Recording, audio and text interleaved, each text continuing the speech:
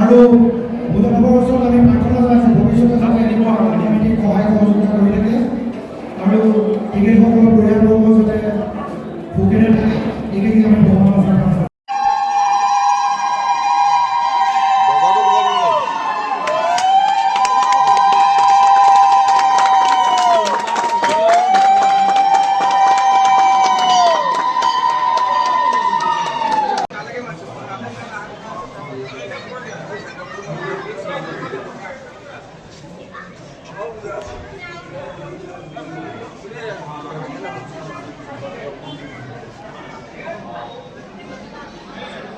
আজি মহাশিৱৰাত্ৰি আৰু মহাশিৱৰাত্ৰিৰ এই অত্যন্ত পবিত্ৰ দিনটোত এই পবিত্ৰ ক্ষণত মই সমূহ ভক্তপ্ৰাণ ৰাইজলৈ মই আন্তৰিক শ্ৰদ্ধা জনাইছোঁ। দেৱাদেৱ মহাদেৱৰ প্ৰতি সশ্ৰদ্ধ প্ৰণিপাত নিবেদন কৰিছোঁ আৰু আশা কৰিছোঁ যাতে আমাৰ দেশখনত আমাৰ অসমত আমাৰ সদায় সুখ শান্তি সমৃদ্ধি বৰ্তি থাকে।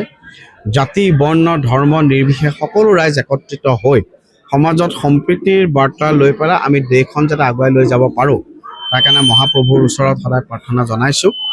আৰু মই আজি নিতেই অত্যন্ত আনন্দিত আৰু মই মানে ভাগ্যৱান অনুভৱ কৰিছোঁ যে আজি অত্যন্ত পবিত্ৰ দিনটোতে আৰু আমি জানো যে আমি এইখিনি ব্ৰহ্মচাৰী সত্ৰ বুলি কওঁ।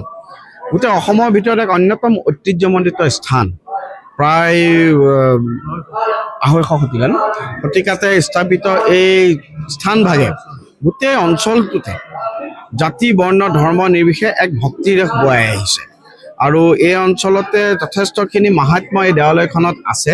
গতিকে মই আনটাইড ফাণ্ডৰ 5 লাখ টকা এটা আজি ইয়াত আগবঢ়াইছিলোঁ। মাননীয় মুখ্যমন্ত্ৰী মহোদয়ৰ আনটাইড ফাণ্ডৰ 5 লাখ টকা এটা আগবঢ়াইছিলোঁ। ইয়াৰ যি আন্তঃগাঁথনি এই আন্তঃগাঁথনিটো উন্নয়নৰ জৰিয়তে পৰৱৰ্তী সময়ত মাননীয় সাংসদৰ লগতো কথা পাতিছোঁ যাতে এই অঞ্চলটোৰ আন্তঃগাঁথনি বিকাশৰ জৰিয়তে আমি সাংস্কৃতিকভাৱে নামঘৰ বা মন্দিৰৰ উন্নয়ন হ'ব, কিন্তু তাৰ লগে লগে সাংস্কৃতিক ক্ষেত্ৰত হওক, বৌদ্ধিক ক্ষেত্ৰত হওক, সামাজিক ক্ষেত্ৰত হওক, শৈক্ষিক ক্ষেত্ৰত হওক এই অঞ্চলটোত যাতে সকলো আন্তঃগাঁথনিৰ সুবিধা প্ৰদান কৰি অঞ্চলটোৰ ল'ৰা ছোৱালী যাতে সাংস্কৃতিক বিকাশ হয়, প্ৰয়োজন হ'লে এটা ভাল যাতে লাইব্ৰেৰী হয়, এই সকলো ক্ষেত্ৰত আমাৰ যথেষ্টখিনি কৰিব লগা আছে। ই এটা অত্যন্ত ক্ষুদ্ৰতম প্ৰয়াস।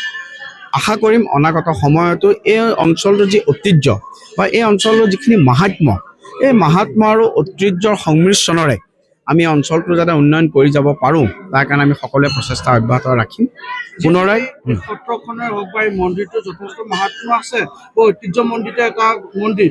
গতিকে পৰ্যটন বিভাগৰ ফালৰ পৰা বা অসমত জাকত জিলিকা কৰি তুলিবৰ বাবে বিভাগীয় কৰ্তৃপক্ষ নিশ্চিতভাৱে ইতিমধ্যে অসম চৰকাৰৰ এটা প্ৰচেষ্টাও আছে। আপুনি খুব ভাল কথা এটা সুধিছে যে আমাৰ যি ধৰ্মীয় স্থলীসমূহ আছে এই ধৰ্মীয় স্থলীসমূহক কেন্দ্ৰ কৰি আমি পৰ্যটন গঢ়ি তুলিব পাৰোঁ নেকি।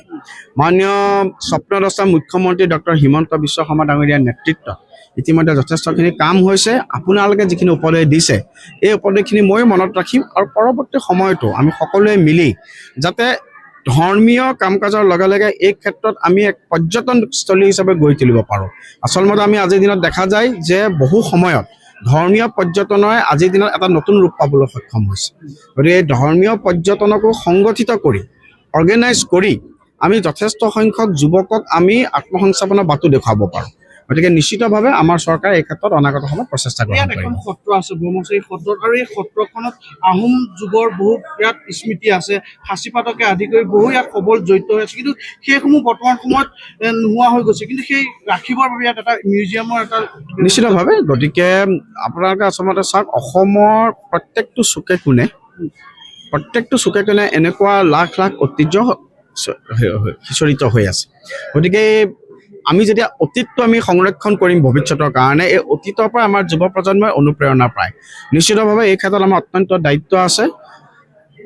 অতীতৰ যিবোৰ সংৰক্ষিত হ'বলগীয়া যিবোৰ সামগ্ৰী সেই সামগ্ৰী সাঁচিপাতৰ পুথিৰ পৰা আৰম্ভ কৰা আচলতে এইবোৰ আমাৰ কাৰণে বহু সময়ত গৱেষণাৰ ফচল হিচাপেও আমাৰ আগত পৰিগণিত হ'ব পাৰে। গতিকে নিশ্চিতভাৱে মই পুনৰাই কৈছোঁ যে এই ক্ষেত্ৰত বিজ্ঞানসন্মত পৰিকল্পনাৰ জৰিয়তে সম্পূৰ্ণ প্ৰযুক্তিগত দিশেৰে যাতে আমি প্ৰয়োজনীয় বিত্তীয় সাহায্য প্ৰদান কৰি এই গোটেই অঞ্চলসমূহক পৰ্যটনৰ ক্ষেত্ৰত বা অঞ্চলসমূহৰ যিবোৰ সিঁচৰিত হৈ আছে ঐতিহ্য সকলো সংৰক্ষিত কৰাৰ জৰিয়তে আমি যাতে আমাৰ ভৱিষ্যতৰ কাৰণে নতুন নতুন গৱেষণাৰো সমল উলিয়াব পাৰোঁ তাৰ কাৰণে আমাৰ চৰকাৰে প্ৰচেষ্টা গ্ৰহণ কৰিছে আমাৰ যি আৰ্কিঅলজি ডিপাৰ্টমেণ্ট আছে এইবাৰ আপোনালোকে দেখিছে যে যথেষ্টখিনি এই ক্ষেত্ৰত তেওঁলোকে প্ৰচেষ্টা গ্ৰহণ কৰিছে অনাগত সময়ত মই এই ক্ষেত্ৰত যাতে আৰু আমি প্ৰচেষ্টা ল'ব পাৰোঁ মই ব্যক্তিগতভাৱে এই ক্ষেত্ৰত প্ৰচেষ্টা গ্ৰহণ কৰিম